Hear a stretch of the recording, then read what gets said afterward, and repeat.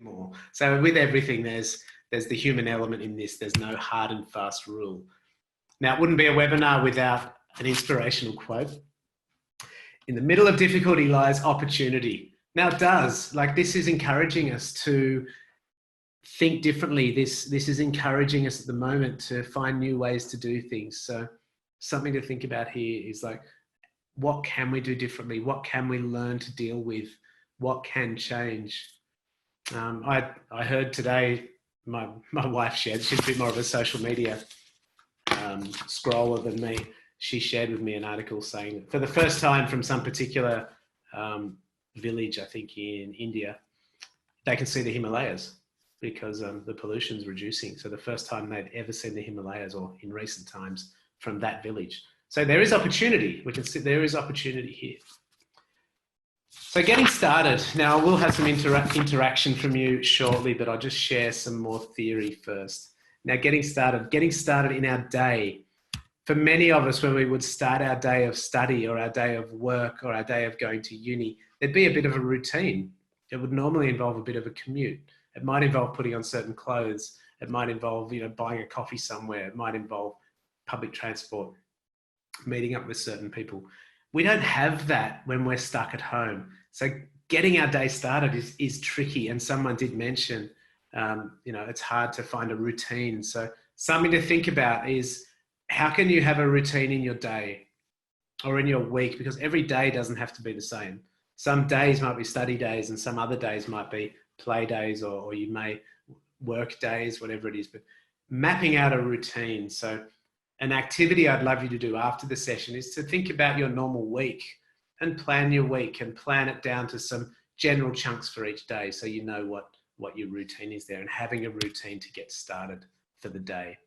Sitting down in our pajamas and just grabbing a cup of tea or coffee or whatever, and sitting down and pulling open the laptop and trying to study. Our brain is not in the zone here.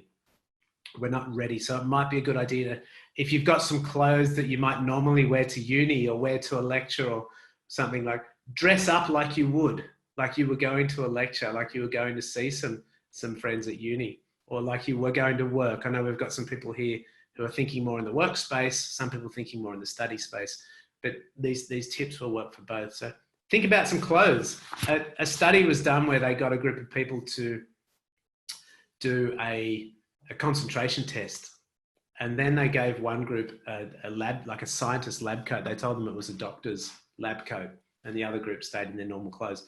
The group with the doctor's lab coat had higher levels of concentration when they were wearing the lab coat. And then they told them, they did it separately and told the group it was a coat worn by painters to stop the paint from splattering off the ceiling. They still had a higher level of concentration because they were still in a different state, but nowhere near the level of thinking it was a doctor's coat. They call that enclothed cognition. Enclothed cognition. I'll just put that in the chat here. Enclothed cognition. Oops, not unclothed. Enclothed. Enclothed cognition. All right, so that's about what we wear affects how we think. Really important to think about that. So there's a simple tip. I heard a story yesterday, someone who puts a tie on when they're working at home, even if they're wearing a t-shirt, they put a tie on to signify to their children and their family that they're working.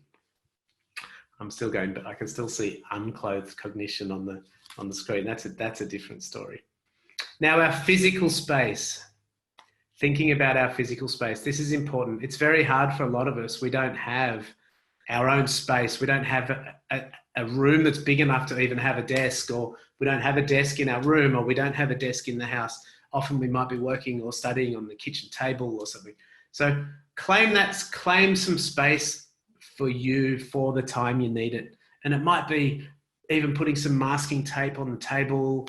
It might be just clearing the table and putting everything in a box and putting everything on the floor. But this idea of having a physical space that works for you, that everyone else knows is your space. When you're sitting there, you are working or studying. This is important. This is a good way to sort of communicate to your own brain, but also to everyone else what's going on. So set yourself up with a physical space that works. It doesn't take long. Now, getting on and doing some good work or good study. How do we actually get on and do the study? Now, those of you that have done the training with myself or one of my trainers before would have seen this image. This is a normal day, a normal brain in a normal life, particularly at the moment with the crisis, the COVID-19 crisis. Now, this causes a lot of stress because our brain is so busy. Our brain is trying to remember everything. Now, the quote that I like is, our mind is for having ideas, not holding them. Our mind is for having ideas, not holding them. So our brain is a creative machine. It loves solving problems. It's not a good memory device. So if you've got this going on, which most of us do, it's really important to do a brain dump. And someone already mentioned this in the chat earlier. Do a brain dump, get everything out of your head. Once you've got everything out of your head and written down, you can get it into a second brain.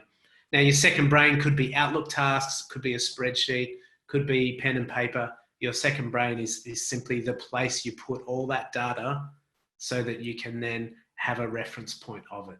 And it becomes like a menu of things you get to choose from of what you're going to do that day. So that's the idea of the second brain. The other concept to talk about, and this is really important when we are working at home, is this idea of the worker and the boss. Now, when we're working or studying at home, we do want to do the work and the study, but we need to do what we call boss thinking. And boss thinking is taking time to stop being the worker, put the worker aside, and focus on being the boss. Now, the boss of you is the boss of your worker or your studier. And the boss of you is that mind, that part of your mind that can sit down and plan the week. It's that part of your mind that can sit down and set yourself some deadlines. It's that part of your mind that at the start of the day you can say, what are my priorities for today? What's important today? What am I going to achieve today? What's realistic for me to achieve today? That's the boss thinking. Now, boss thinking is one of the biggest, most important, game-changing, life-changing things I can share is boss thinking, because boss thinking just takes the pressure away, because when we've done the boss thinking, we can get on and do the work or do the study. Now, this slide here, a lot of you will have seen a similar slide, which is our checklist to start the day. The exact steps aren't critical. What's important is the outcome here.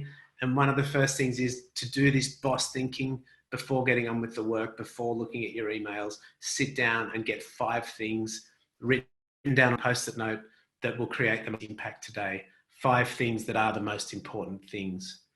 And think about what your energy is going to be. Think about the resistance. Think about, you may not have much time today. You may be doing other things today. Family, friends, colleagues, study buddies, whatever might be more important today than your individual work, but plan that out. And this is where you get to do the boss thinking. I'll be sending you a follow-up email tomorrow with a slightly different checklist in it, but it's the same concept and it still has the 5 Post-it notes, okay? So this is a really important way to start the day. I'll leave that on the screen for another 10 seconds or so if you want to take a screenshot or a photo of that. That can be really useful. That is your boss thinking, and that combined with your boss thinking